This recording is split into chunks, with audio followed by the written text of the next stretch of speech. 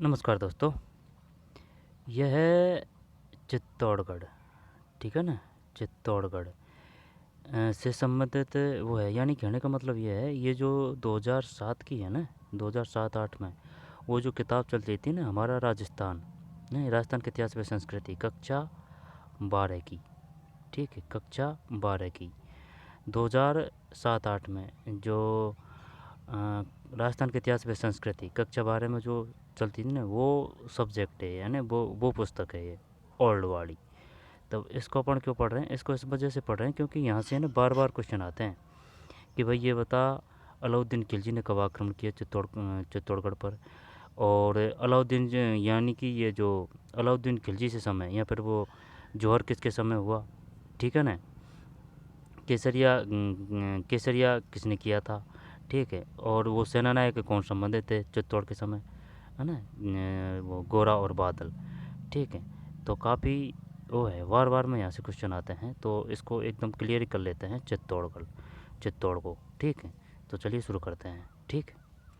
राणा रतन सिंह चित्तौड़ 1302 1303, 1303 में आक्रमण किया था, यहीं से ही आता है ज़्यादातर, है ना। 1303 है ये। 1301 रणथंभौर है। 1308 वो है कौन सा, सिवाना है, ठीक है ना, सिवाना। ये सब पढ़ेंगे। रणथंभौर पढ़ चुके हैं अपन, समझ रहा है, रणथंभौर पढ़ चुके हैं। अब चित्तौड़ है, फिर सिवाना पढ़ेंगे, फिर ये सिवाना। हाँ तो बस हो गया, और क्या भाई। देखें, रणथंभौर पढ़ चुके हैं अपन, रणथंभौर, चित्तौड़ पढ़ ही रहे हैं, ठीक है। फिर सिवाना रहेगा और जालौर रहेगा, ठीक है, जालौर। तो जो रणथंभौर था, इसकी जो कुंजी थी वह थी खाइन दुर्ग, है ना, खाइन दुर्ग। और जो सिवाना दुर्ग है, ये जो की है, किसकी है, जालौर की है, ठीक। तो इनको और पढ़ेंगे। जब 1301 सबसे पहले रणथंभौर पे आक्रमण किया था अलाउद्दीन खिलजी ने। 1303 चित्तौड़गढ़ है। 1308 सिवाना है ना, शीतल देव। और 1311 ये जालौर है, ठीक है, कानड़ देव बीरम देव। वो फिरोजा से प्रेम संबंध की बात है, चलती है ना, अलाउद्दीन खिलजी, वो अलग अलग सेपरेट वीडियो पढ़ेंगे। चित्तौड़गढ़ है। तो चलिए देखते हैं ना, ज़्यादा बड़ा वीडियो नहीं है, ठीक है, शानदार है और ऑथेंटिक है और एकदम सही है। चलिए भाई, राणा रतन सिंह चित्तौड़ 1302 से 1303। राजस्थान के इतिहास में गोहिल वंशीय राजपूतों का स्थान अत्यंत महत्वपूर्ण है। इस वंश के गोहिलौत, गोहित, गोहिल, गोमिल आदि शब्दों का प्रयोग किया जाता रहा है। गोहिलौत, गोहित, गोहिल, गोमिल, ठीक है, गोहिलौत, गोहित, गोहिल, गोमिल आदि शब्दों का प्रयोग किया जाता है रहा है। राजस्थान में इतिहास को गौरवपूर्ण बनाने के श्रेय मेवाड़ के इस गोहिल वंश को ही जाता है। प्रारंभ में इसकी राजधानी नागदा थी, नागदा है ये, ठीक। प्रारंभिक इसकी राजधानी नागदा थी। परिवर्तित काल में राजधानी नागदा से चित्तौड़ हो गई, ठीक। तो ये क्वेश्चन भी पूछ चुका है वो। बताइए चित्तौड़ की प्रारंभिक राजधानी क्या थी, नागदा। और जो मारवाड़ है ना, मारवाड़ों की प्रारंभिक राजधानी कौन सी थी, मैं से मारवाड़ में से मंडौर है, मंडौर। और जो दूसरी थी वो है मेड़ता, ठीक। प्रारंभिक मंडौर, फिर बाद में मेड़ता। रावल समर सिंह के पश्चात उसका पुत्र रतन सिंह, किसके बाद, यानी कि समर सिंह के पुत्र थे रतन सिंह। तो रतन सिंह के पिताजी का नाम क्या था, समर सिंह, समर सिंह। 1302 में चित्तौड़, 1302 में ही बैठा था भाई, 1303 में तो उसने आक्रमण कर दिया खिलजी ने।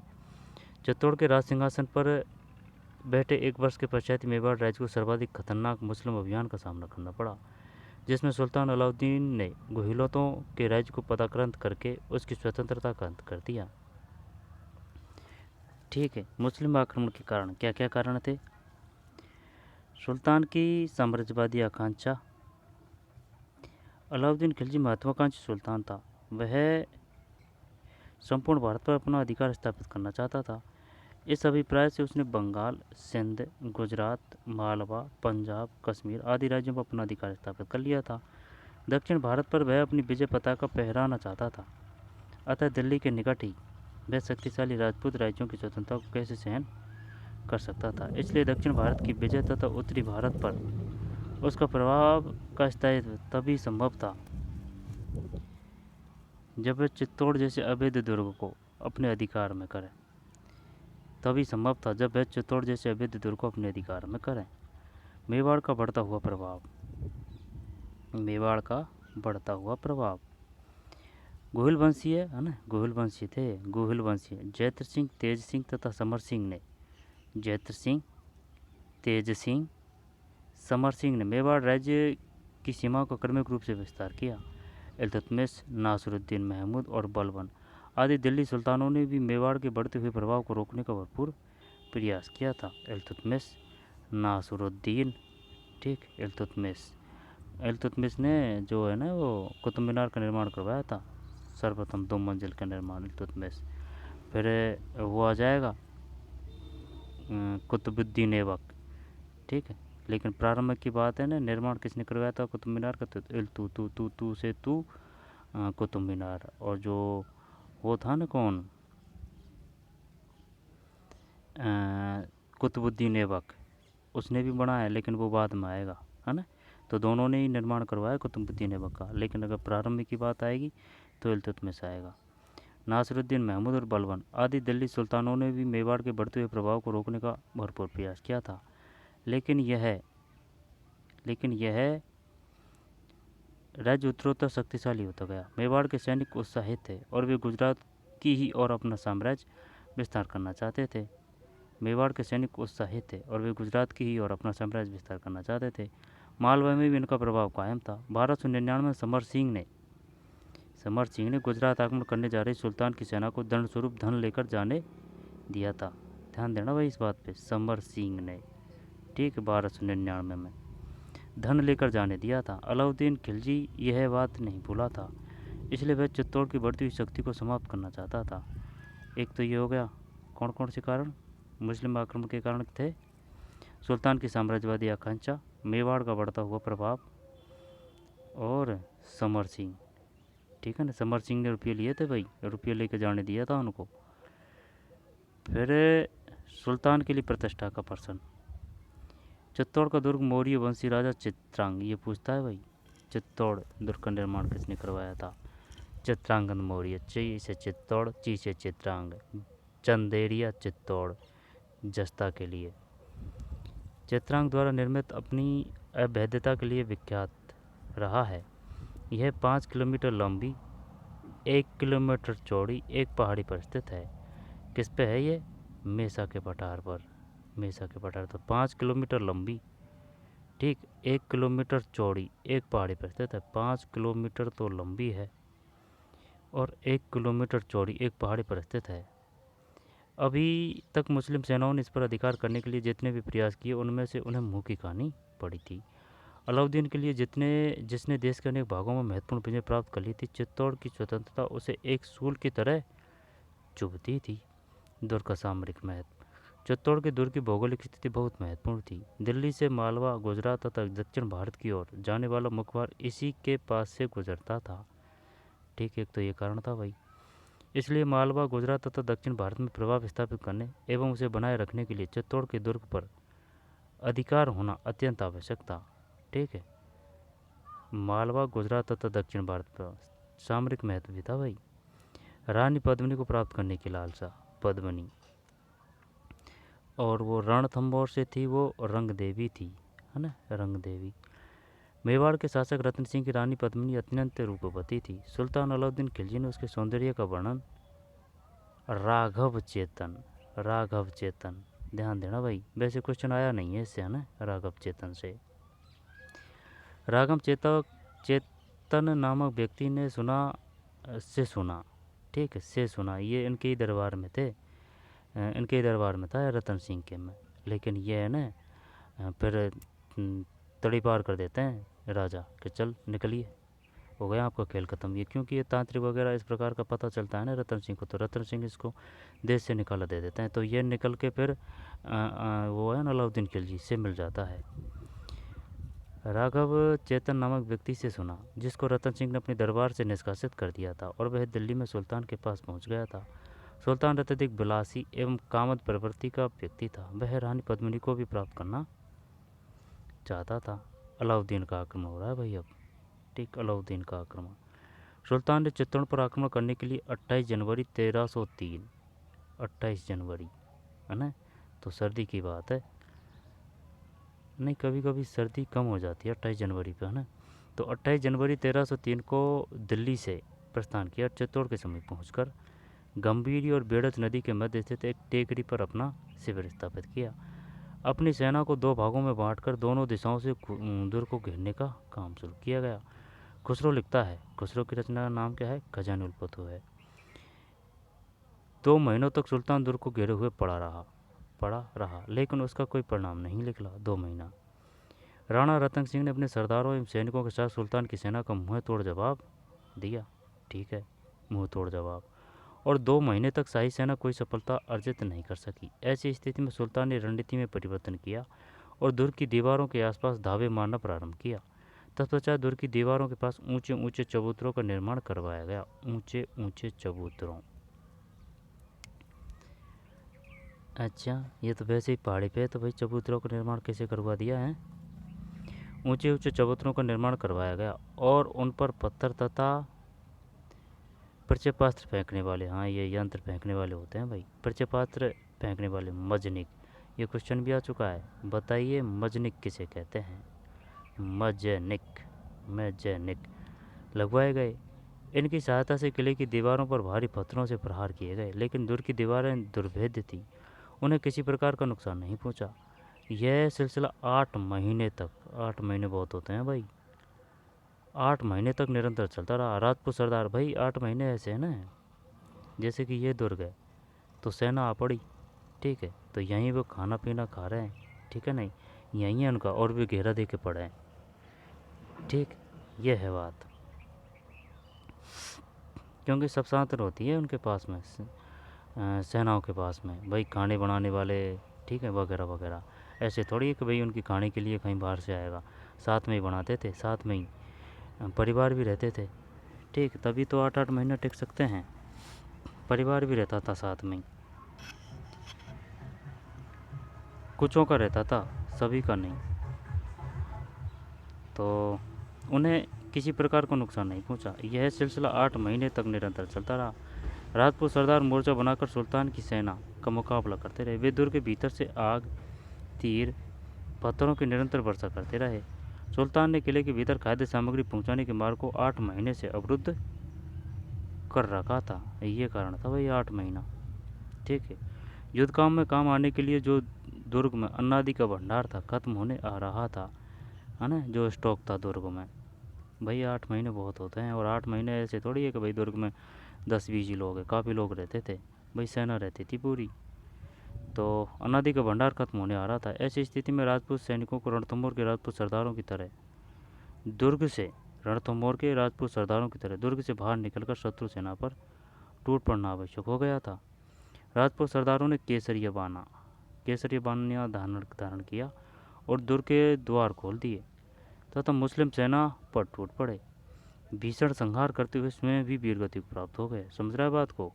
राजपूत सरदारों ने केसरिया बाना धारण किया और दुर्ग के द्वार खोल दिए तथा मुस्लिम सेना पर टूट पड़े। भीषण संहार करते हुए स्वयं भी वीरगति प्राप्त हो गए। दुर्ग के भीतर नारी शक्ति को जब सर्वनाश के चिन्ह दिखाई देने लगे और शत्रुओं से बचने तथा दुर्ग की रक्षा की कोई आशा नहीं रही, तो अपने सतीत्व को बचाने के लिए उन्होंने जौहर रचाया। जौहर, ठीक है, केसरिया जौहर। राजपूती परंपरा का पालन करते हुए राजपूती महिलाओं अपने आप को अग्नि में अर्पण कर दिया, अग्नि में अर्पण कर दिया, ठीक, अग्नि में अर्पण कर दिया भाई। रानी पद्मिनी, जब ये अग्नि ऐसे होती थी भाई, ऐसे नहीं है कि भाई चल रहे ऐसे, है ना, जैसे कि वो नीचे कुंड होता था जो उसमें काफ़ी तगड़ी आग लगती थी, है ना, जैसे कि लकड़ी वगैरह वगैरह, है ना, बहुत तगड़ी आग लगती थी। जब वो ऊपर से छलांग लगा दी तो छलांग लगा दी और ढोल ढोल बजते थे तेज़ आवाज़ में, तो किसी की चिल्लाने की रोने की आवाज़ नहीं आती। अब जो कूद गया इसमें तो भाई साहब ख़त्म है कहानी, बहुत तगड़ी आग लगती थी इसमें, है ना। तो इस प्रकार होती थी, ये नहीं कि जैसे कि अपन दाह संस्कार करते हैं ना, उस प्रकार की अग्नि नहीं, ये भयंकर आग लगती थी कुंड, ठीक है, कुंड होता था, उसमें आग लगाते थे, तो यहाँ से कूद देती थी वो अग्नि में। ऐसे है भाई। और जो ढोल वगैरह बजते थे ज़ोर ज़ोर से। राजपूती परंपरा का पालन करते हुए राजपूत महिला अपने आप को अग्नि में अर्पण कर दिया। रानी पद्मिनी ने सर्वप्रथम अपनी आहुति दी। रानी पद्मिनी ने तभी तो भाई साहब राजपूताना ये राजस्थान का नाम है इतना। ठीक है, ये ऐसे ही नहीं है स्वयं को अग्नि पर अर्पित करना। ठीक है, बहुत बड़ी बात होती है। जान ही न्योछावर कर दी, और जान ही न्योछावर अपने मान सम्मान और सतीत्व के लिए, चाहे वो राजा हो या फिर रानी हो, ठीक है ना, पीछे नहीं हटते हैं। ठीक।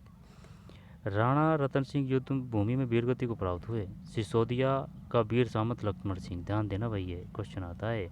सिसोदिया है ना, सिसोदिया है ये, सिसोदिया का वीर सामंत लक्ष्मण सिंह अपने साथ, है ना, ये पूछता है वो बार बार, बताइए कौन अपने 7 पुत्रों के साथ वीरगति को प्राप्त हुए। सिसोदिया का वीर सामंत लक्ष्मण सिंह, लक्ष्मण भगवान से याद कर सकते हैं ना।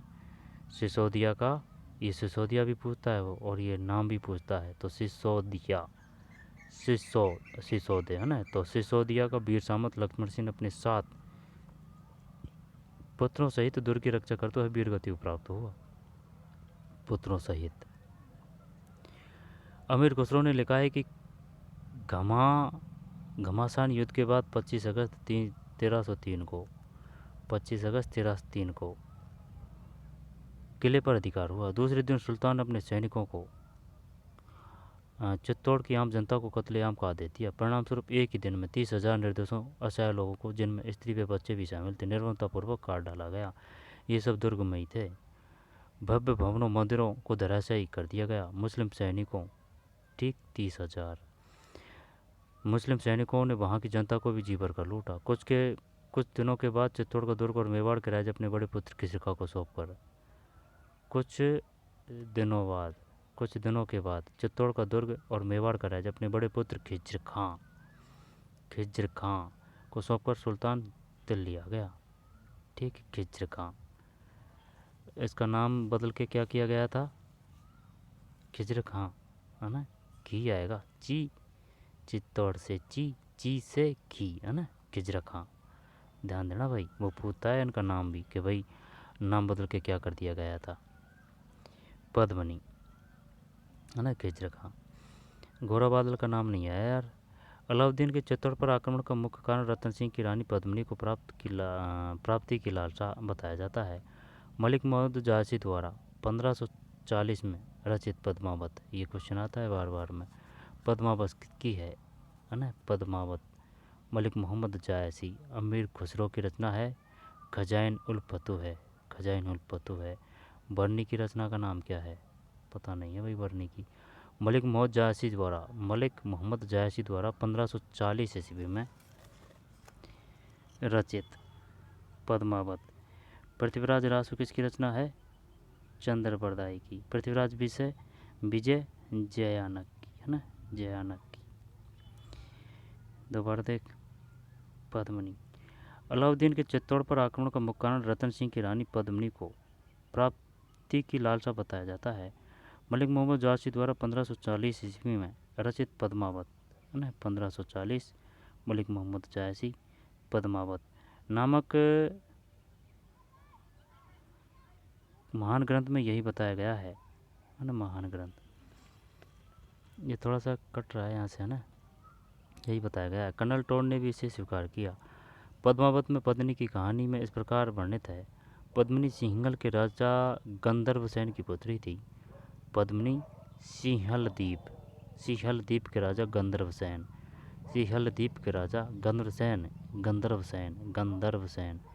की पुत्री थी। उनके पास हीरामन नामक तोता था।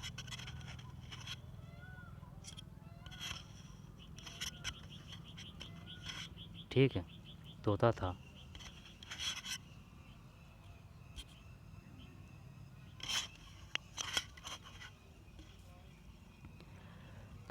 वह एक दिन पिंजरे से उड़ गया, जिसे एक शिकारी ने पकड़ लिया तथा उसने एक ब्राह्मण को बेच दिया। ब्राह्मण ने उसे राणा रतन सिंह को बेच दिया।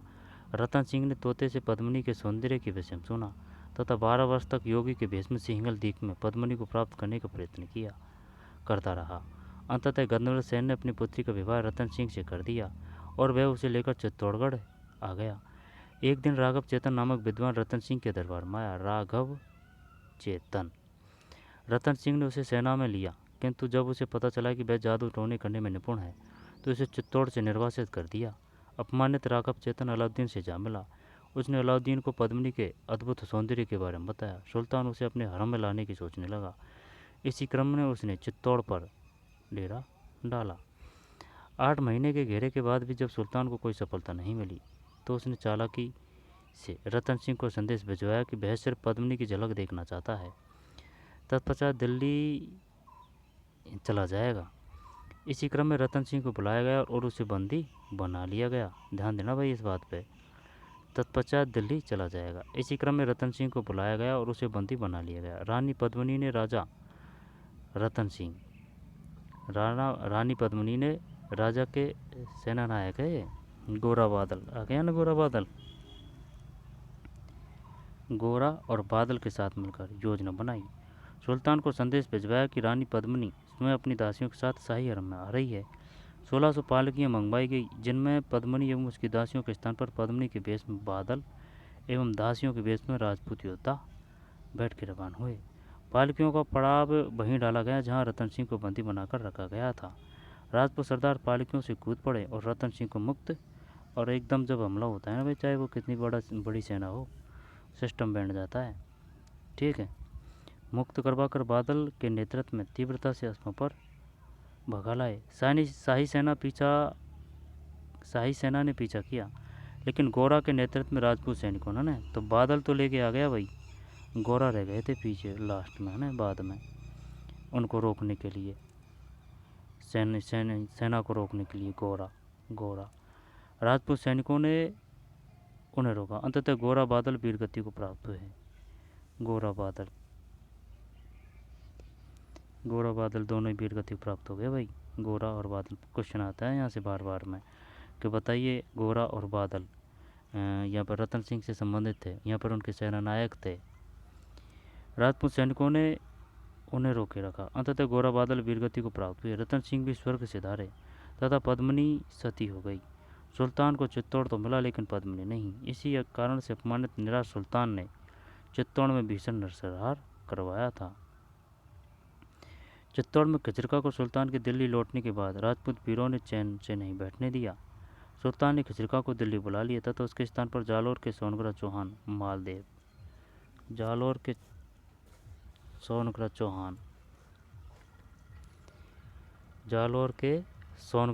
मालदेव को मेवाड़ का राज्य अधिकारी नियुक्त किया गया। जालौर के सोनग्रा चौहान मालदेव के समय मेवाड़ में चौहानों का प्रभुत्व बढ़ने लगा। मेवाड़ के घुलवंशियों ने अपने राज्य को पुनः प्राप्त करने के निरंतर प्रयास किए। उन्होंने घुलियों की छोटी शाखा के सरदार हम्मीर के नेतृत्व में संघर्ष जारी रखा। अंततः हम्मीर ने चित्तौड़ पर पुनः अधिकार स्थापित किया तथा मेवाड़ को दयनीय स्थिति से उबारा। यह हम्मीर सिसोदिए सरदार लक्ष्मण सिंह का पोता था वे वो जो 7 पुत्रों सहित चित्तौड़ के घेरे के समय वीरगति को प्राप्त हुए थे। यह हम्मीर ठीक है, सिसोदिए सरदार लक्ष्मण सिंह का पोता था भाई। 7 पुत्रों सहित वह तो वीरगति को हो चुका था, लेकिन पोता ने फिर कब्जा कर लिया।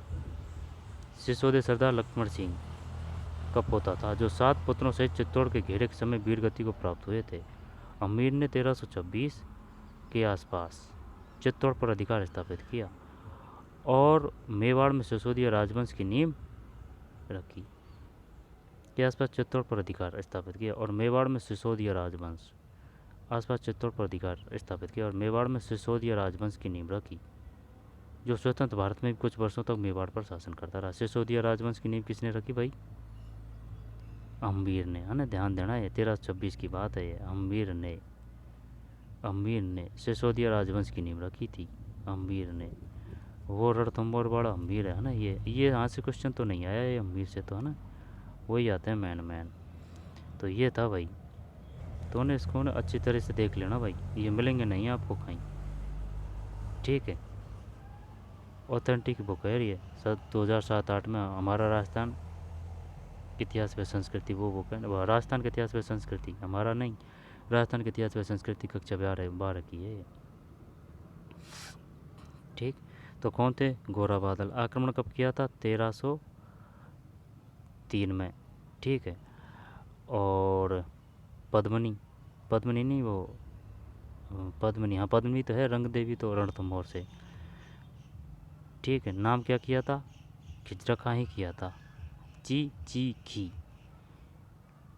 ठीक, ये है बात। तो चलिए, चित्रांगद मेसा पठार, मेसा पठार पे है। चिड़िया टूक पे रणथंभौर है, वो है वो मेहरानगढ़ जोधपुर है ना। ठीक। तो चलिए मिलते हैं कोई और वीडियो में, अच्छी तरह से देख लेना भाई इसको। तो चलिए मिलते हैं कोई और वीडियो में। धन्यवाद।